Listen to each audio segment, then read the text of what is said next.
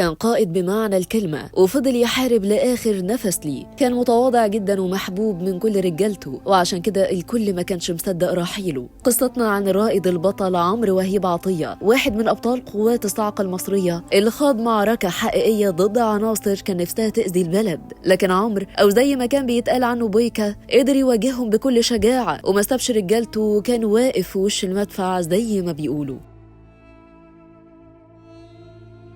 قصتنا بتبدأ في واحدة من أخطر المناطق في شمال سيناء، وتحديدا في منطقة المهدية برفح، وقت ما كانت القوات الخاصة بتستعد لتنفيذ عملية دقيقة جدا ضد مجموعة من أخطر العناصر المطلوبين أمنيا. المهمة كانت واضحة وصعبة في نفس الوقت، وهي تصفية قيادات العناصر دي واللي كانت في الوقت ده مسؤولة عن عمليات تهدد استقرار المنطقة بالكامل. الرائد عمرو وهيب عطية الشهير ببويكا كان قائد قوة الدعم في العملية دي، وكان معروف بين زملائه إنه من نوع الضباط اللي ما بيتأخروش عن أي مهمة حتى لو الظروف مش في صالحه. وفي يوم العملية كان عنده ظرف صحي صعب، وكان في اقتراح إنه ما يشاركش أو يتبدل، لكن هو رفض تماما وأصر إنه يكون موجود مع رجاله في الميدان، وكأنه حاسس إن اللحظة دي لازم يكون فيها. القوة اتحركت في هدوء شديد في منتصف الليل، وخلال ساعات الفجر الأولى كانت المهمة نجحت في تحقيق هدفها الأساسي، وتمت تصفية عدد من القيادات المطلوبة. وفي اللحظة اللي كان فيها الضباط والجنود راجعين فرحانين باللي عملوه والنجاح اللي اتحقق بعد تنفيذ المهمة، بدأت المواجهة الحقيقية. العناصر المؤذية فتحت الأعيرة فجأة عليهم، واتفاجئوا بكمين معمول ليهم، وبدأ يكون في تعامل مباشر على القوة أثناء العودة. وقتها دخل البطل عمرو وهيب في اشتباك عنيف جدا مع العناصر دي. الموقف كان سريع وخطير، وكل ثانية كانت بتفرق في مصير القوة كلها، واللي كان ممكن حرفيا كلها تروح ببلاش. اللي حصل إنه خلال الاشتباك قدرت العناصر إنها تستهدف العربية دي اللي كان بيستقلها البطل بعبوة، والمشهد كان صعب جدا على كل اللي كانوا قريبين. واحد من صف الضباط حاول يروح له وينقذه ويخرجه من العربية وياخده معاه، لكن البطل في اللحظة دي وبهدوء غريب رغم الألم طلب منه يركز في الاتجاه التاني